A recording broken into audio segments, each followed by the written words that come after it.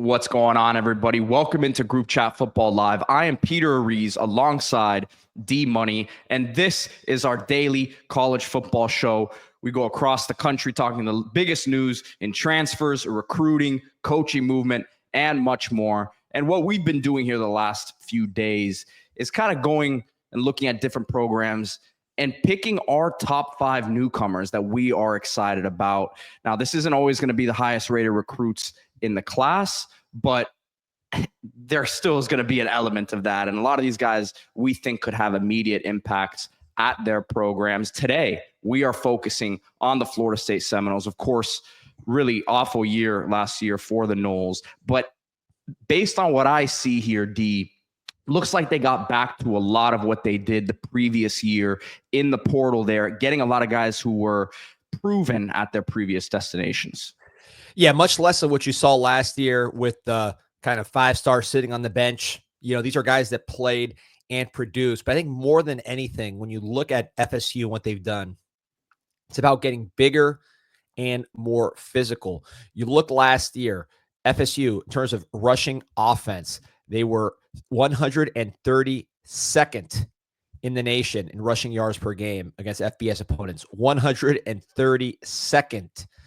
You look at stopping the run, they were 98th in yards per rush against at 4.8. So you're not running the ball, you're not stopping the run. That's not a formula to win, and really that's not FSU football. So what they've done, both from the transfer market and in high school, is get big guys, physical guys, tough players who I think are going to help them get better running the ball, stopping the run, and even in the passing game, just getting more physical and bigger. So we'll get to the O-line in a second, but let's start with the passing game. In Duce Robinson, wide receiver, transferred over from USC. And this is a guy who 6'6", 220, multi-sport star out of high school, was a big-time baseball recruit, played a little bit at USC. If you just look at the numbers at the last 2 years at USC, you're not going to be blown away. But I think has a lot of potential left in him as a guy who can really get downfield. We've seen recently Florida State have success with those bigger receivers, the Johnny Wilsons of the world, Keon Coleman as well, and someone who's going to bring an element to this offense that was missing big time last year. Yeah, and that's the comp I would have is Keon Coleman in terms of what you expect from his impact. He's not maybe not as explosive as Keon Coleman. He's bigger, 6'6", 220, Keon Coleman closer to 6'3". But, I mean, as I say, he's not as explosive. He is 21.09 yards per catch as a freshman, 20.86 yards per catch last season. So, maybe he is as explosive as Coleman. And if you look at them both, Coleman was a 2-sport star at Michigan State, played basketball. I would say two-sport star. He was a star in football and he played basketball, but just to even play on a team like Michigan State requires extraordinary athleticism when it's not your full-time sport. Same thing with Duce Robinson. He played a little baseball for USC, 6 at-bats, hit a double, but that's still hard to do when you're a full-time football player, best outfielder in Arizona as a prep. So I see those similarities, the ability to win contested catches. Duce Robinson is an outstanding blocker and a physical player, which we're seeing here on the video that I'm playing here. Yeah, so I think just setting a tone, it's going to help. You look at another guy maybe closer in size to him than Coleman, which is a Johnny Wilson. You saw how he exploded moving from, I guess you call it the Pac-12 at that time. Now everybody's moved around since then. Dude's technically coming from the Big Ten, but coming from the West Coast to Florida State, his game really, really emerged, and he found new levels to his game. So maybe we'll call it like a combination of a Johnny Wilson and a Keon Coleman, but I think this guy's a big-time athlete. I think he's a better athlete than Wilson. I think he has more explosive ability. Dad played many years for FSU, receiver, punt returner. I remember when his dad played, was a solid player. Remember more as a returner. But going to be interesting to watch, man. This is I think it's a good pickup because of the toughness that he brings. Speaking of toughness, let's get to those trenches, and we'll start here with Gunnar Hansen, transfer from Vanderbilt. This O-line for Florida State, before the season, there was some hope for it because there was a lot of experience there. But I think that just the pop, the power was missing when you watch them play. Hansen is a guy with experience. It's funny because he's one of those guys who you look at the NFL level and is probably an interior player, but 35 starts in his career, 27 of them coming at left tackle. So let's see if he ends up playing that spot for Florida State. But man, a guy who has played a lot of football, has graded out pretty solidly, and has played over 2,000 career snaps. Yeah, 6'5", 330, fifth-year player. So he has experience, like you said, and he's physically mature with the 2,000-plus career snaps. Was SEC Offensive Lineman of the Week after Vanderbilt upset Alabama. So this is someone who's had success there at the college level. I remember watching this guy in high school because he is from South Florida, where we are based. Went to St. Thomas Aquinas. I remember seeing him at a camp, and he wasn't as big as far as he wasn't as physically developed as he is now. He was heavy, but he was, a lot of baby fat. He didn't look like you're seeing here on these clips. But man, he always had really good feet. Stood out in that camp for his footwork. He wasn't there. You see a little bit of it right there against Tennessee.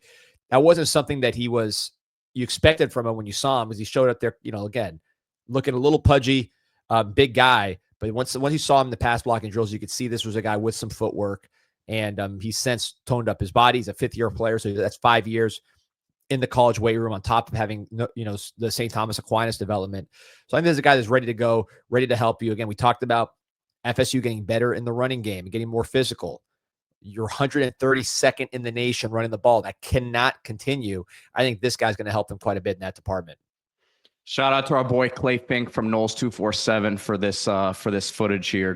Good stuff here. We have some more from him in just a second on one of the other offensive linemen, but you got to be pumped up if you're a Florida State fan about this one. Obviously, the trenches aren't the sexy pickups, but this was such an area of concern for them last year. And you see this against big-time SEC talent. Yeah, no, this is someone I saw in high school. I mean, he's always had athletic ability. It was just a matter of getting him to that level where you can compete in the SEC. And he's been doing, I mean, he clearly worked hard in the weight room, reshaped his body. So you're not taking somebody that needs work, right? This is someone who's plug and play. He's not someone who's a 5-star who just didn't play for somebody. There's a guy, you see him right there. I mean, he's blocking, first round draft picks out here for Georgia and doing a fine job. So keeping it on the offensive line, we will go to a big-time transfer from the SEC, from Ole Miss, Micah Pettus, and someone who, as a tackle here, has played, another guy who's played a lot of football, one more year of eligibility, 29 starts in his career, over 2,000 snaps, 6'7", 350. So, I'll put the tape on here in just a second, but this is a very, very powerful guy in the run game, rated 46 out of 172 for P4 offensive tackles, which is really solid. His pass blocking grade was a bit lower than the run blocking grade, was a top 30 guy in run blocking. And then again, I'll put the tape on here, but you see him in some of these reps. I mean, there's a rep here in a second against Shamar Stewart, who has a chance to be a first-round pick out of Texas A&M, where he was just ragdolling him. Like that, you see the strength come up on tape with him. Yeah, and look, this is a similar situation to Hansen in that big guy, not as recruited well. He wasn't recruited like crazy out of high school. I think it was an 85 ranked player on 247. But he's bigger. He's bigger than Hansen. I don't know if he has the nice footwork that Hansen has, but he has length, and the run blocking is really what stands out. Look at the frustration there. But the run blocking. Here's the rep against Stewart that I was talking about. I mean, man, burying him. Yeah. So again, your bottom. I just have to say this again because it's shocking to me. You're 132nd in rushing yards per game. You're only ahead of Kent State and Colorado, which didn't throw the ball. So I mean, that's just not Florida State football. I mean, that is unacceptable. And that is what a player like this is meant to help. By the way, people say, oh, well, maybe they just didn't run it, but they were efficient when they ran. FSU was 132nd in yards per rush at 2.6. Again, right, only ahead of Colorado and Kent State. So when you add a guy like this, yes, maybe there's some inconsistencies in the passing game. But he's 6'7", 350. So a lot of ACC ends are going to have trouble just getting around him. But beyond that, he is a run blocking machine, a top 30 player in terms of run block rate, according to Pro Football Focus at tackle. He's another veteran. He's got the size. Just getting off the bus, it's going to look more like FSU football. I think this is a tremendous pickup. And again, staying with the theme of getting bigger and more physical.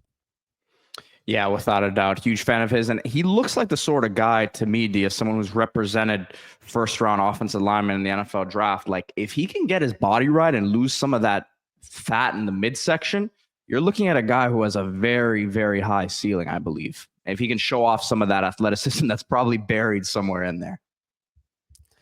Oh yeah, he's still got upside, man. There's always going to be a little more in these big guys as they get older, right? So that's the benefit of getting big guys later in their careers. You should be getting their best, assuming they're hard workers, because they're getting stronger, sturdier, and more coordinated as they go, on top of the improved technique.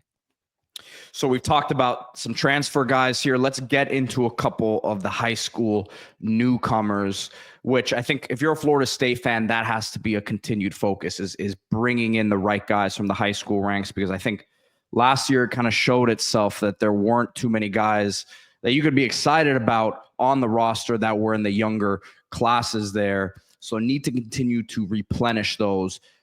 Starting with a guy who's not the most highly rated player in this class, Tylon Lee, a 3-star, someone who I don't know what position he's necessarily going to play. We have him listed as an edge here, but as I pull up the tape, big, flying all over the field, playing with his hand in the ground, playing middle linebacker, but a guy who was a huge, huge pickup for them down the stretch here. And he was a flip for them. So he was a guy who was committed to Ole Miss, and I think flying under the radar a bit is that 3-star ranking. A 3-star, insane. I mean, I don't get that at all. Just because, and I think 247 stood on an island on that, and they do a good job. But that one, they have to explain that one to me. 6'4", according to FSU people, he weighed in at 277 when he got there. Had a huge weight gain before his senior year. 40 tackles for loss as a senior. You see the film here. He was always a big frame guy. I remember watching his junior film, and you could tell he was going to gain weight, but he gained even more weight than you expected. Looks a lot like Shamar Stewart, right? If you talk about body type, that's someone I think you can comp him to just from a physical perspective. And he has speed. You mentioned he played middle linebacker. You see him run guys down, but what stands out is the second effort, right? So he's from Pace High School, Milton, Florida, smaller town area, same high school as Grant Wise, who's a top interior lineman recruit this year. But this guy's effort, if he has straight line speed, he has size, but then the effort. So I've seen him miss sacks, get up and go chase the quarterback down and finish the sack. You can't coach that. You can coach the technique, but like think of a guy like Jared Verse and the ferocity he plays with. You can't coach that. You can get the technique. Jared Verse, I am positive, did not have the same pass rush technique that he shows now in the NFL when he first got to Albany as a tight end, right? Slash D end. That was something that was developed. So you're going to have to develop this guy. He's very much raw when you watch him. It's not like he's a sophisticated pass rusher at this level, but the effort. Yeah, a bull in a china shop is the note that I wrote on him there. Right. But that's fine because the effort is there, the length is there, and the speed is there. So, I mean, look at this. I mean, yeah, that's you can't coach that. So I think this guy is one of the better players that they signed, and one of the best players they signed in this class. To me, an easy 4-star. I am shocked that he's a 3-star because there's just not many people with this body type and speed walking around. And when you add in the motor, to me, an easy 4-star player, and really to me, should be closer to a top 100 type player, unless I'm missing something that is just, I guess the competition isn't like. Well, and maybe, I mean, look, he's listed as a D lineman. Now we got to say the composite has him as a 4-star. Okay. Right. The composite has him as number 222 in the country, number 22 D lineman. I think that's more where it should be, maybe even a bit higher than that. But the 247 ranking has him as number 62 defensive lineman in the country, which and maybe they just didn't account for the weight, maybe they just didn't account for the weight gain, but yeah, at 277 and you could be a fat 277 or you could look like this. If Shamar Stewart's the number 1 player in the country and a future first-round pick, which of course he is, he will be drafted first round. I think this guy's got a lot. Maybe he's not as fast, but I mean, he runs pretty darn good. All right, and we'll wrap it up with a name that, Florida State fans, if you follow recruiting at all, you're probably familiar with this name, one of the highest rated players in their class, and that is running back Ousmane Kromah. Won a big recruiting battle here. I mean, it was a who's who of programs in the mix for him, but you're talking about a big back with, real power and, ability to hit the hole hard. I've never seen a huddle tape this long. It's a 31-minute highlight tape, right? So that in itself is impressive. But we mentioned the run game, the struggles of the run game. You can put a lot of that on the O-line last year. but I don't think you had Cam Thomas, but I think this guy might be on a different level. Yeah, he reminds me, the note I have in my just book watching this guy as a senior and as a junior, Ronnie Brown, right? I don't know if he has the straight line speed of Ronnie Brown where he could crank off these, 60, 70 yard type runs in the SEC. Maybe he can at the ACC level, but the size, the physicality, the fact that he blocks willingly as a lead blocker and knocks people back, the fact that he catches the ball with his hands and athleticism is the guy who averages a double-double on the basketball court. And then the fact that, look, I mean, that's Ronnie Brown used to do stuff like this. He's not the most smooth, efficient runner, again, like Ronnie Brown. You look at Ronnie Brown and Cadillac at Auburn when they were there, if you remember, Pete. Cadillac was very much the squatty, efficient, looked like a running back in everything he did. And then Ronnie Brown was kind of like the wild pony that was just bouncing off people, dragging people, spinning off people, just being a big athlete with toughness and getting the job done in multiple facets of the game. That is what he reminds me of. And I think obviously Ronnie Brown was the second pick of the draft. If he turns out anything close to that, I think FSU fans will be very happy. But with the way he blocks and the size and the way he catches the ball, I think he makes an instant impact for the Noles. Yeah, without a doubt. And look, not to be down on Cam Thomas, right? Like I said, I think a lot of that was the O-line last year, but I think this guy comes in and makes an immediate impact. Look at him blocking right here. Boom. Again, Ronnie Brown used to do all this for Cadillac. You see just lead blocking. So you don't really need to take this guy off the field. I think of a guy like Mark Fletcher for the Canes, somebody who was actually rated. He was a highly rated player, but not even rated as high as Kromah. But similar size, similar versatility, and he made a big impact as a freshman in the ACC. So I can see similar type impact from Kromah, maybe even more so with the Noles if the offensive line with guys like Hansen, guys like Pettus, delivers. Yeah, look, this guy was a little bit bigger than him at that 32. We always talk about these comparisons. When you wear the same number as someone, it brings up some shades of them. And James Wilder Jr. is a name that comes into the mix there. A big physical back. Maybe wasn't the most efficient runner, but man, he was a little bit bigger than him. But that's not too far off, I don't think. Yeah, James Wilder, guy, you probably could have put him at linebacker and he would have made the NFL. So very tough player. I see the comp there too.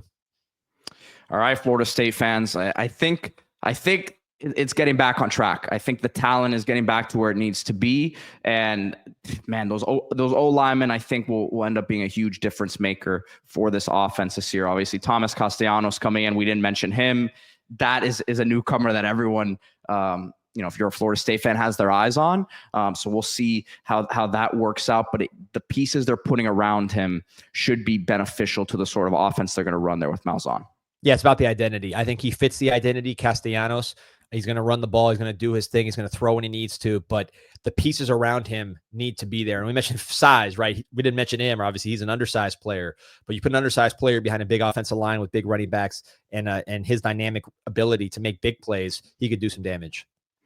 All right, Florida State fans, if you like this sort of content, hit that like button, subscribe to the channel. If you aren't a Florida State fan, you want to see more content like this about your team, we will have that coverage for you all off season long here on Group Chat Sports. This is Group Chat Football Live. Hit that like, subscribe to the channel, and thank you guys for watching.